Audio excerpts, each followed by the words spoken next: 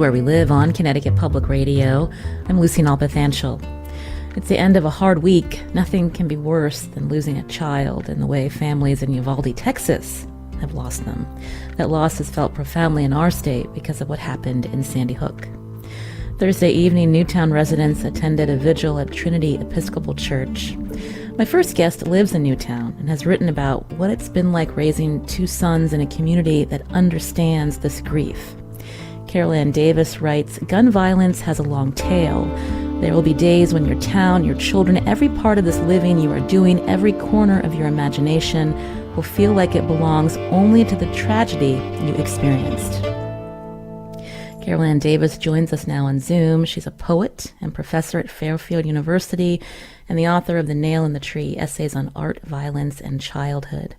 Akilah Alleyne, welcome to our show. Thank you so much for having me and for giving this issue attention this morning, Lucy. Thank you, Akilah Alleyne. And just a note for our listeners, Fairfield University is a partner of Connecticut Public. Akilah Alleyne, you've written about this grief that your community knows so well. You talk about a harrowing ritual every time you see one of these mass shootings. And so I wanted to ask you to describe the last couple of days for you as you absorb yet again a school shooting that's happened, this time in Uvalde. Well, Lucy, this one was a little bit unusual for me because I was sort of busy on Tuesday and didn't see the news.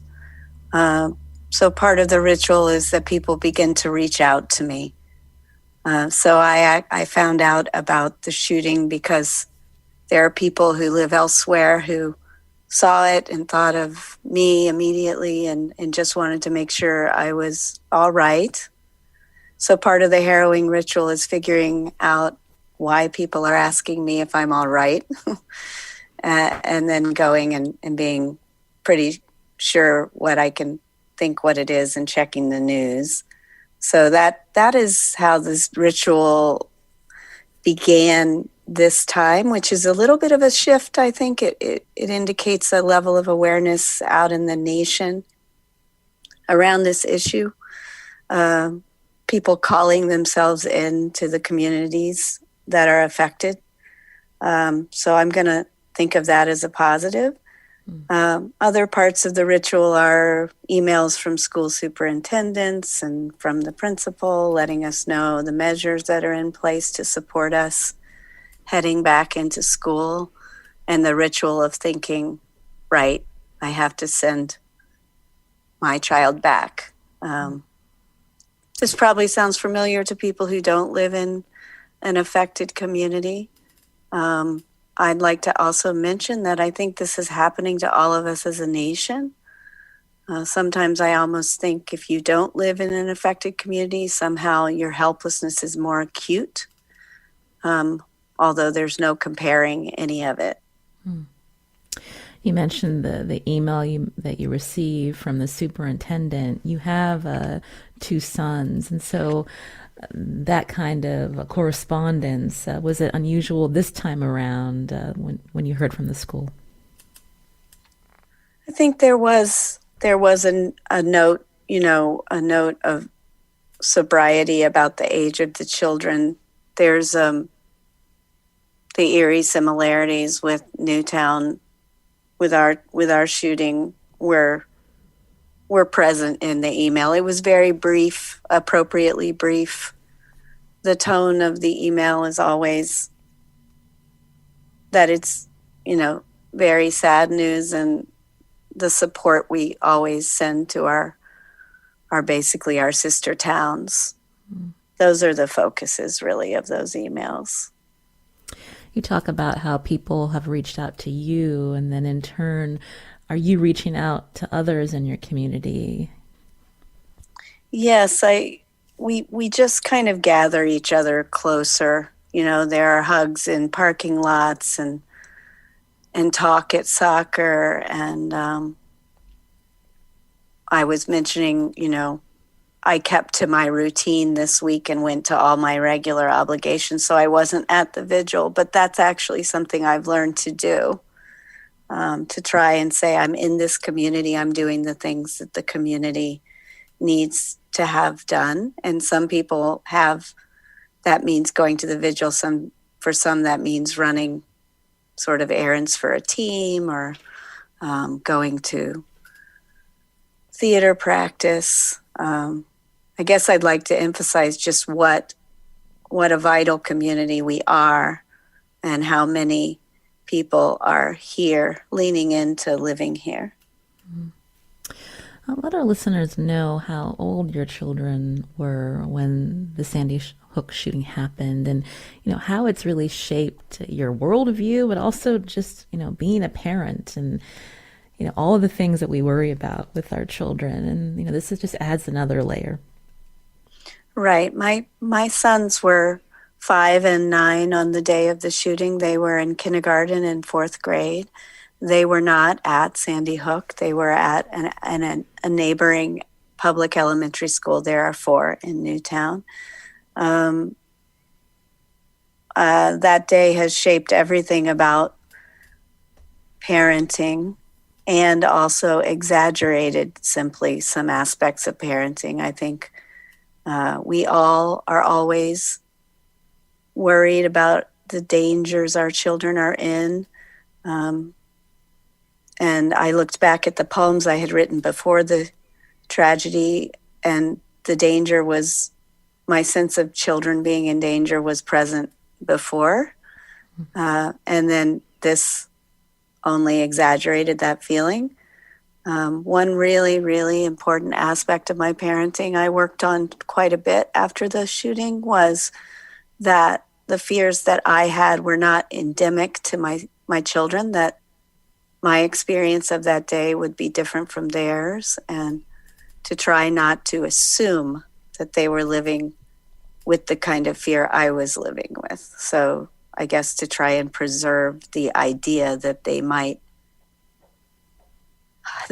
be able to integrate something I found like not integratable. Can you share the kinds of conversations you've had with your children, your husband, how those conversations have changed nearly a decade later? I know as a parent, I struggle to talk about what has happened with my 6-year-old, but now that my son is almost 12, there's a difference in the approach, but it's still hard. Yes, my book that I wrote focused a lot on this issue, Lucy. We had a strange situation for many years after the tragedy, where our older son had found out on the day. I had to tell him on the way home from picking him up, because he had perceived enough strange happenings with the sirens out the window and people being picked up all day long at school. So I had to speak with him on the way home, and he just wanted to know exactly what had happened. And then my younger son, who hadn't gone to school that day because it was a half-day kindergarten situation, and he was afternoon kindergarten, which was obviously canceled. So he had no real sense of anything having happened that day. And so I had that dissonance between one child knowing and one child not knowing. And then guidance followed quite quickly. We had all kinds of support in Newtown for how to talk about this with our children. And one of the big pieces of advice was to answer the questions that they ask and not the ones they don't, with, I think, the idea that the children will arrive at the questions they need to ask in the ways they need to ask them. So we spent a long time sort of waiting for my younger son to ask questions, and answered only those. And that was a years-long process, about 4 years, until I've written about this. I just decided to kind of tell him one day when we were driving somewhere, because I felt like it was becoming like a question for him. He was drawing other conclusions about why his older brother had friends who had lost siblings around his age. He was starting to see that was like there were more than there should be of those. And he was starting to, I think, have nightmares about that. So I finally just told him. How are they doing today, Carol Ann? I think they're doing well. When my son's class graduated last year, my older son graduated high school with classmates who lost siblings, and I remember being somewhere with some parents and being like, they made this milestone. They got here. They graduated. Like, yay for them, yay for us. You know, they're doing everything they do that happens in a kind of a normal kind of a timeline kind of a way, I think is evidence of their resiliency and, you know, the commitment their parents have made to trying to live in the moment of this. So they're off at college. They're coming home now. My son is actually working out west this summer at a state park. So he's already off doing that. And my younger son, the part of why we moved to Newtown was so that my younger son could have like a K through 12 experience all in one place, because my older son had to move a lot to different magnet schools where we had lived in Charleston, South Carolina. So my younger son has had more, in some ways, a more consistent schooling experience. And so he's headed into the summer between his freshman and his sophomore year. And my biggest hope is that it'll be kind of a regular summer for him. Right. You wrote a recent piece for The Atlantic where you write about what you wish you could, what you understand that the people of Uvalde, Texas will be feeling, but you may not have the heart to tell them. Can you describe that for our listeners? Well, the first thing is just how long at the part that you read at the beginning of the segment, the idea of the long tail of gun violence. And this has happened to me a couple of times. I had students who lived in Pittsburgh on the occasion of that shooting, former students, a married couple who'd met in one of my classes was living there. And also in Charleston, South Carolina, I'm very close to the whole community of poets there because I taught for 10 years. And when the shooting happened at Mother Emanuel, I remember my friend was texting me because there was a lot of coming together in Charleston. They actually finally got the Confederate flag taken down from the State House, which had been something they had needed to do for many years. And I had to break it to her that the unity was going to break. Well, not that the unity breaks, but that no matter how unified the community was, this was going to be with them for years and years and years. And so that was my first thought for Uvalde, is like, this is the first day of years and years and years of pain and, growth that you never thought you could do, stretching that you're going to have to do. But then the thing that I really couldn't say was that they would be the last ones, or that their suffering would be for something, because, that is the part that we know for sure there'll be another one. And that's really hard. And after I wrote that, I went off to the grocery store and I ran into another mom, and she said the words to me, I wish we could tell them they would be the last ones. Yeah, there's a lot of frustration about where we are as a country, that inaction that so many see in Washington. Carol Ann, what did you want to leave our listeners with today as they head into this weekend? Well, I think that I would like people to understand like how vital we all are to our own society. As difficult as this week has been, the beauty of living here, the beauty of living is really present all the time. And that we really do have the opportunity from this moment to do something, to do large and small actions that will improve the lives of our children, and that we will be worthy of our children if we can please continue to lean in to the pain that we're feeling and let it change us in ways that will lead us somewhere important together. You've been hearing Akilah Alleyne Davis here on Where We Live. She's a Newtown resident, a poet, and professor at Fairfield University, and the author of The Nail in the Tree, Essays on Art, Violence, and Childhood. Akilah Alleyne, thank you for coming on our show today. Thank you so much for having me, Lucy. This is Where We Live on Connecticut Public Radio. We'll be back after a short break. You can join us. Find us on Facebook and Twitter at Where We Live.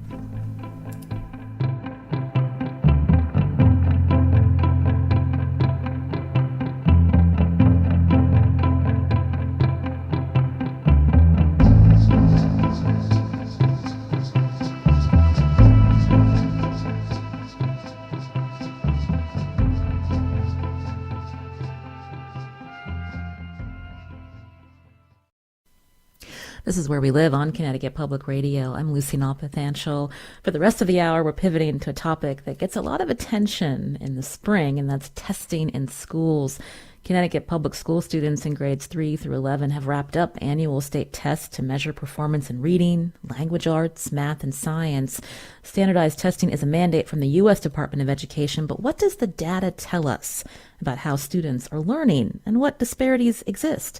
Joining us now on Zoom is Akilah Alleyne, Associate Professor of K through 12 Education at Center for American Progress in Washington, D.C. Akilah, welcome to our show. Good morning, Lucy. Thanks for having me.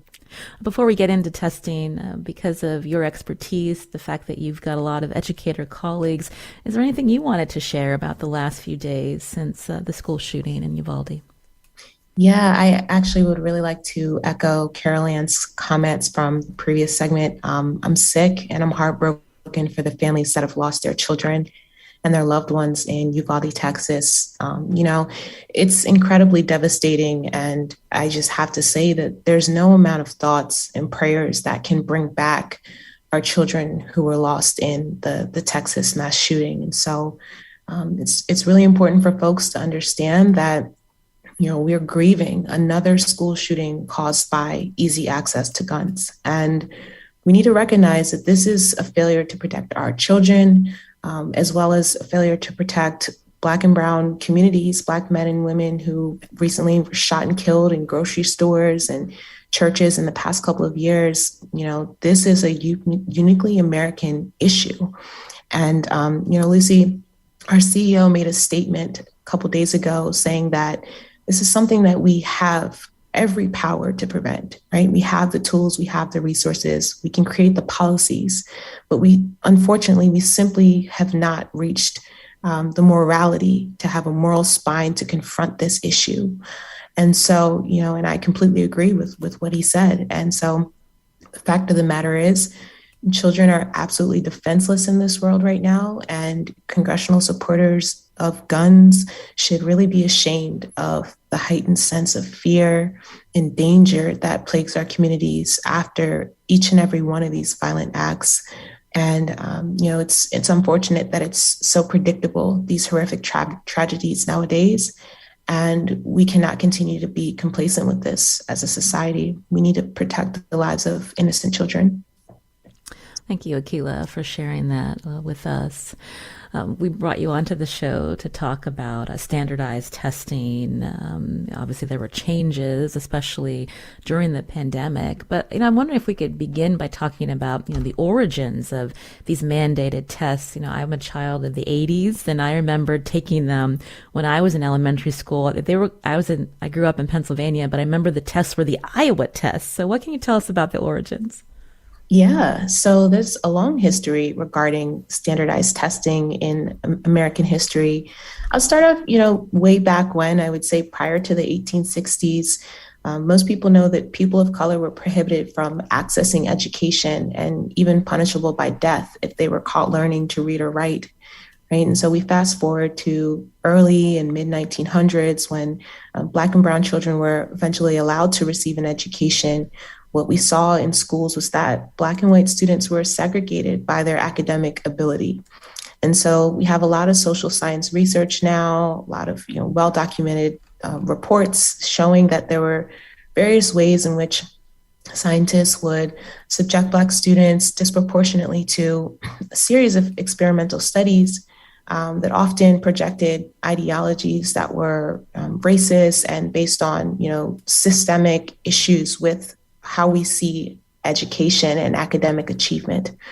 And so I would say around the time that you were in schools, the role of standardized testing shifted, probably starting in the 1970s. And then the then U.S. Commissioner of Education had created what's called the first National Assessment of Education Progress. And so that was created around 1969. And that has set the precedence for the modern era of standardized testing, right? And so with the NEAP, we've shifted away from measuring intelligence and ideologies around biological racism and self-hatred by race and ethnicity to now measuring academic performance based on a set of standards. So where we are now is that we've recently moved past what most people know as the NCLB, No Child Left Behind Act, which was a federal law that was passed in 2001. And the intention of that law was to really close the achievement gap through different accountability measures and providing more flexibility to states around school choice, just to make sure that no child is left behind.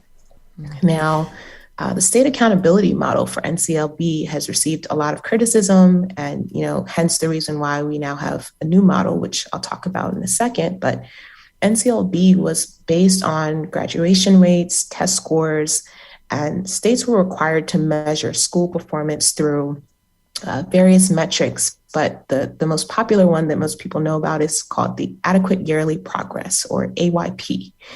And AYP refers to the total number of students who achieved the score of proficient or above the state testing proficiency level. So proficient would be considered like a grade of C on an A to F grading scale. And schools were required to meet annual benchmarks according to what the federal government had set in math and reading. So what happened was when schools would miss their targets and their requirements, they weren't able to get certain types of funding, and they were met with sanctions outlined by NCLB. Mm. And some of those sanctions ranged from, school choice vouchers to disproportionately served communities, allowing students who were not performing well to be transported to schools outside of their school districts that were better schools, more high quality resources.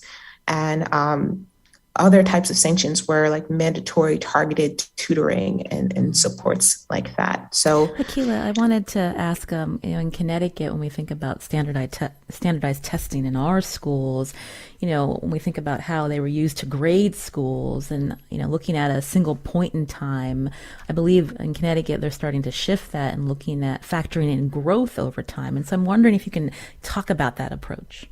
Yeah, absolutely. So the system that Connecticut operates under right now, I would say, seems like a pretty balanced assessment system. It includes what's called summative assessments, where, just essentially measuring the summation of what students are learning across the school year. And then within those assessment periods, you have optional interim or in-between assessments. And this is a discretionary type of assessments where teachers are allowed to check on student progress throughout the year and give them specific changes in their instruction or curriculum to make sure that they are meeting the challenges of the college and career ready standards. So I would say, Connecticut is definitely on the right track when it comes to thinking about changing these systems so that they're more balanced. You have other states like Delaware is also using a similar system.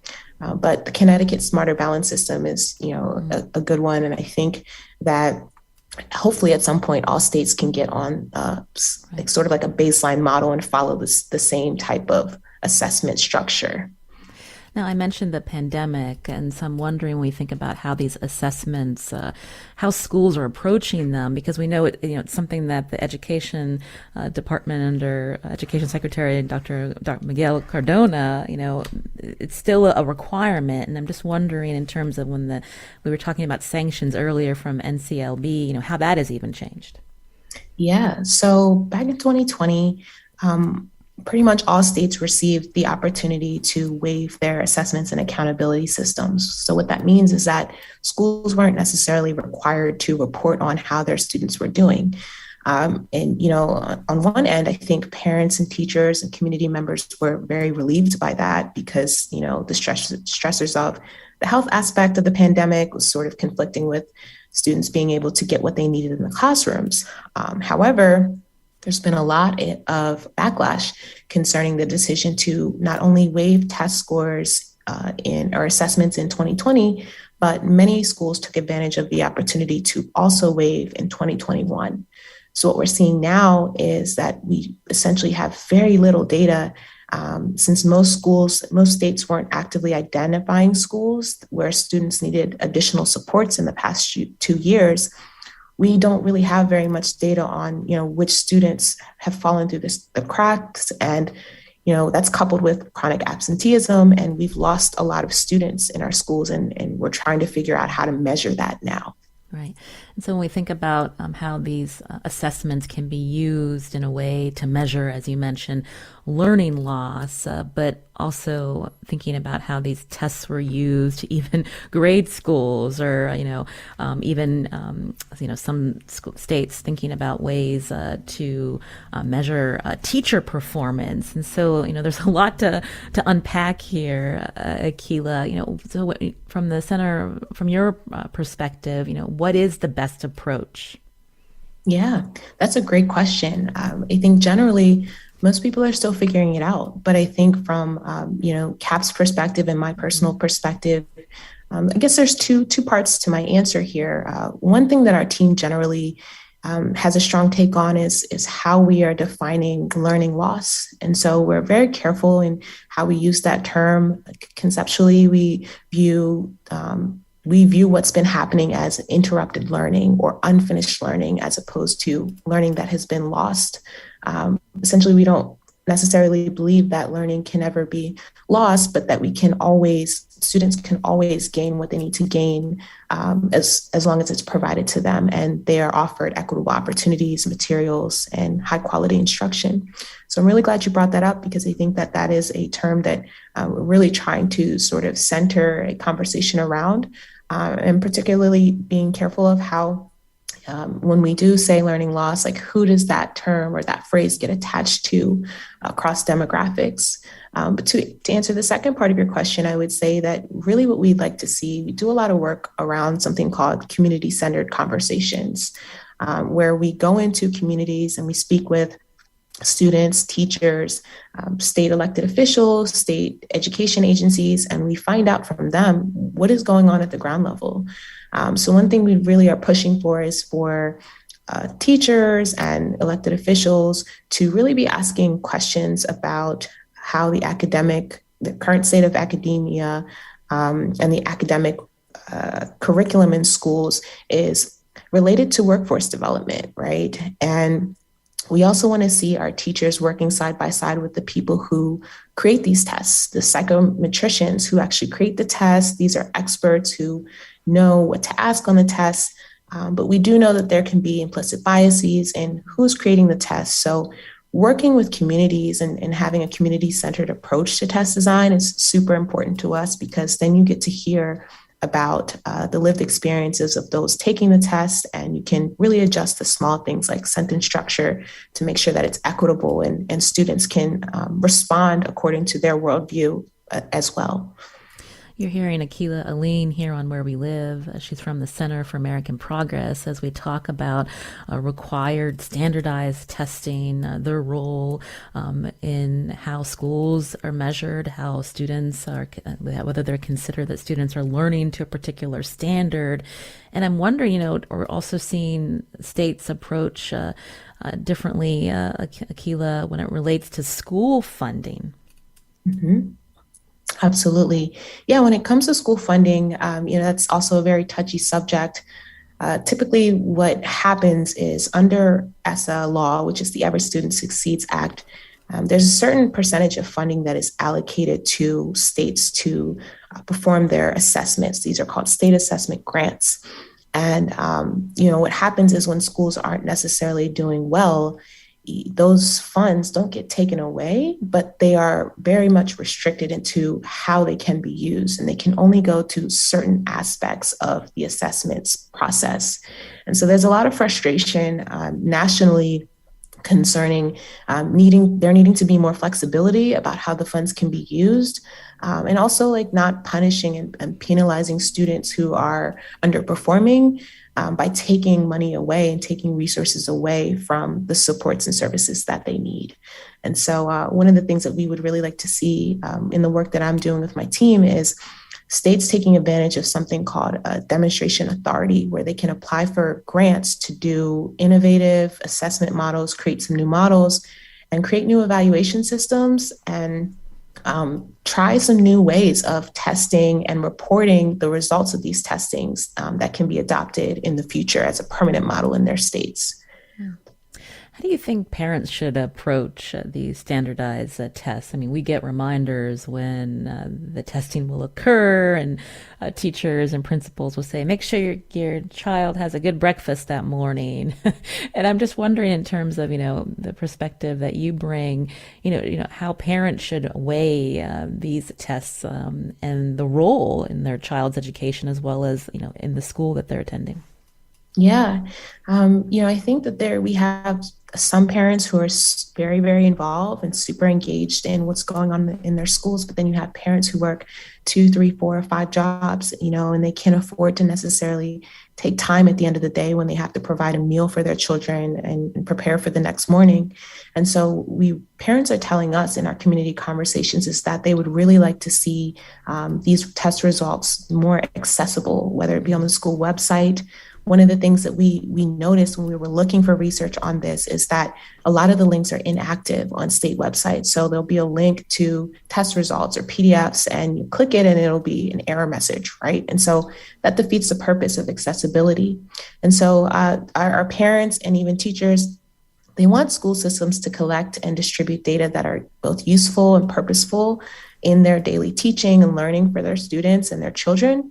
But they also would like to see spaces created to have conversations about what they want to know about how their kids are doing and how it will serve their children and their children's futures and their households. And so, this is why we continue to push for the community-centered approach. We also know that many folks feel that emphasizing test data is important. However, how we measure and what indicators we use in testing is equally, if not more important, to capturing the lived experiences of today's reality. So I would say at the end of the day, state accountability systems, could be modernized and revised. They don't necessarily provide all the necessary information that caregivers and parents want to see and need to see in order to guide their daily actions. So we need to be more transparent about what's available for parents to make decisions in their children's education. That's an important point. Data is important, but when we think about making it accessible, but also even making sure that people are reading the data correctly. So maybe looking at point in time versus growth and how districts can be improving over time versus fixating on that 1 year, Akilah. Correct. Absolutely. Mm-hmm. And are teachers still teaching to the test? What are you finding? I'll be honest, Lucy, it's really difficult. We're having a hard time, I think, with everything that's been going on with changes in, students are coming back from this hybrid model or remote model to in-person. It's very difficult for teachers to keep up with what's actually on the test and having the resources to prepare their students. We also know that teachers are leaving the classrooms at higher rates than ever before. There's been a lot of news on national teacher shortage, and teachers are experiencing a lot of strains and, mental health issues and concerns with their own work and how adequate they feel to be good teachers. And so Hopefully, we'll be able to get some more information on that in this upcoming school year, the fall of 2022, as schools are required to start recollecting their data in the way that they were doing prior to the pandemic. So we hope to have some more information on that soon. What do you want to leave our listeners with in terms of when they think about their individual school districts and even the way that Connecticut approaches standardized testing, Akilah? Yeah, I would really, really love for parents and educators and just community members in general to feel empowered to speak to your elected officials, go to town hall meetings, call into the radio and ask questions. I'm very passionate about civics education, being a part of testing. And I really think that it's important for current events that are widely impacting our children and our families to be a part of these new models of assessments. They're widely left out. They've been historically left out. But the reality is, the very issues that we're facing and the topics and things that we're talking about that are directly impacting our students are not being asked about or measured. And I also would like for parents to really push for mental health assessments to be a part of these standardized tests, pre-assessment and post-assessments, to assess how their children are feeling before they take the test and after the test, so we can really get a good measure of whether or not these tests are effective. That's an interesting point, thinking about the mental health assessments as we hear about this crisis that children are facing, unfortunately. Akilah, before we end, when we think about standardized tests, again, different states have different tests. Do you anticipate that there'll be some more standardization, more universality across states? And would that be maybe not a good thing when we think about, structural problems in student learning, when we think about from one community to the next? Yeah, that is a great question, Lucy. And, I think my perspective on it is that we don't need to be standardizing tests for the sake of rushing to get something in place, right? I think that we really need to take the time, but not too much time, obviously, to figure out what exactly makes the most sense on what we should be capturing across states. And the best way to do that is really to get into communities and talking to community members. I think there's a good balance. It's important for us to have at least a baseline measure of how students are doing, so that we can inform federal level policies to make sure that all of our students have access to high quality education, no matter what their background is or what socioeconomic status that they come from. So, to be determined. Well, that's a good place to end. Akilah Alleyne, thank you so much for the context that you have provided us. Associate Director of K through 12 Education at Center for American Progress in D.C. Thanks for your time today. Thanks, Lucy. Take care. This is Where We Live on Connecticut Public Radio. Coming up, more colleges and universities have changed their approach to entrance exams for admission. Many are no longer requiring the SAT or ACT. What's your take? You can join us, 888-720-9677, or find us on Facebook and Twitter at Where We Live.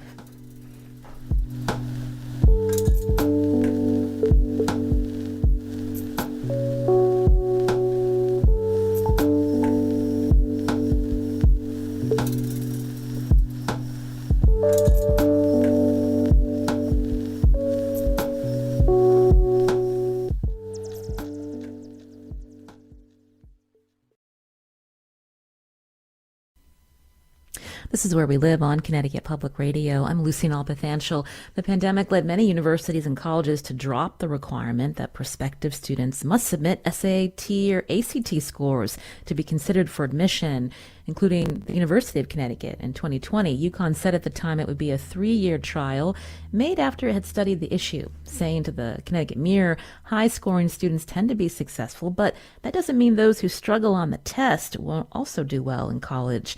So will colleges and universities make this permanent? The College Board has worked to rework the test and plans to roll out a digital SAT in 2024. Joining us now on Zoom is Scott Jaschik, editor and founder of Inside Higher Ed. Scott, welcome back to the show. Thanks. It's great to be here. Our listeners can join as well, 888-720-9677. And so we heard a little bit about the history of standardized testing in public schools. So I wanted to actually start with when we think about why colleges dropped the requirement back in 2020 with the pandemic, and now more and more are deciding maybe we'll make this voluntary. So what are you hearing in terms of what this looks like in higher ed now? I mean, what we're hearing is just what you said. More are making it voluntary, and some, including the whole University of California system and the California State University system, are going test blind. That means you can't even submit an SAT or ACT score if you want to. What UConn is doing is test optional, where you have the option to submit the SAT score. And so why are they making the switch? Well, I mean, this movement existed before the pandemic from people who said, look, there is a correlation of race on SAT scores. Asian American students score the best by far. Black scores are worse. And they said it just wasn't valuable enough, truly, in the admissions process. The SAT and the ACT, their reason for existing, frankly, is largely to provide a measure of what is a high school like. But many high school counselors know their high schools. Most students go to college near where they live. It's not that hard to find out about high schools. When we think about, again, the fact that the College Board has been reworking the SAT, and there's now this digital version that they're working on rolling out. I mean, what's your take? What are you hearing from people across the board on this measure, given the fact that so many universities and colleges are even dropping the requirement? I mean, they say that these are good changes and they're happy to see them. But I don't see these changes stopping the interest in going SAT optional or SAT blind. There's a quote from the National Center for Fair and Open Testing, also known as Fair Test. The head of that organization, Robert Schaefer, saying to the New Yorker, I believed that retooling the SAT is, quote, largely rearranging deck chairs or putting lipstick on a pig. Robert Schaefer said, in my experience, it's never made the test a better or fairer predictor, which is what it's supposed to do. Can you respond to that? I mean, that is precisely what you are hearing, perhaps not with as much rhetoric as Bob Schaefer does from colleges. Colleges are not reversing themselves. Now, there are a few exceptions. MIT reversed itself and will require the SAT or ACT, but MIT is a very different institution from those that most students attend. So I'm not sure. There does not seem to be much interest in following MIT there. Again, you're hearing Scott Jaschik here on Where We Live as we talk about how many colleges and universities are making the SAT and ACT once a requirement and now it's voluntary. How is this playing out in terms of, so many parents still spend a lot of time and money on prep programs for those who are still taking the test, and how this plays out for even scholarships for some students who decide they're going to take it and submit it on their own. Yes, I mean, look, any student can take the SAT now because the pandemic, well, I don't want to say is over, but is more under control than it was 2 years ago. But to submit scores for the big scholarships, to be confident of your scores, wealthy students are spending thousands, tens of thousands of dollars on coaching for the test. And that is, to many people, inherently unfair to low-income students who can't spend that kind of money on test prep. That's really a key part of the equity argument. Right. When you talk about money, how much has the College Board lost over the last couple of years? A lot. I mean, there have been layoffs at the College Board and at the ACT. This has been very damaging to them. I mean, I think it's 700,000 fewer students took the SAT last year. That's a lot of money. Again, you can join our conversation. What's your take with this switch? Pretty dramatic when we think about 80%, I believe, of colleges and universities not requiring the SAT or ACT in the fall of 2022. Our number 888-720-9677. You can find us on Facebook and Twitter at Where We Live. What about some other exams that have been requirements, like the LSAT and the GRE? How are graduate schools and law schools approaching these exams? Well, the LSAT is right now, facing potential decision by the American Bar Association not to require a test to get into college. But already with the pandemic, law schools were looking at going test optional, or in that case, letting students take the GRE instead of the LSAT. The GRE has lost a lot of colleges, and it's mostly decided on a department by department level for graduate programs. But they have lost a lot of places that are no longer looking at or looking only optionally at their test scores. I would say the one group that is perhaps less likely to drop the test completely may be the medical schools with the MCAT. Oh, that's interesting. Tell us more about that. Well, look, I mean, with medical school, there is more of a traditional basis for saying, look, if you're going to do well in medical school, you must know certain parts of biology, of chemistry, etc. It's not like that with the LSAT or the GRE.